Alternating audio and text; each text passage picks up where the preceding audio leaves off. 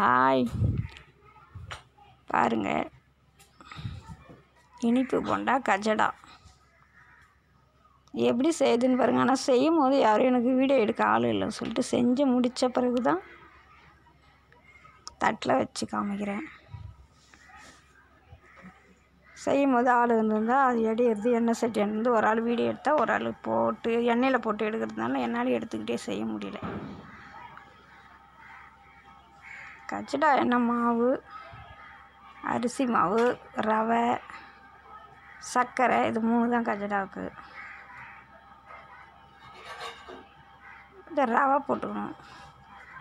அது மைதா மாவு போண்டா, அது இனிப்பு போண்டா.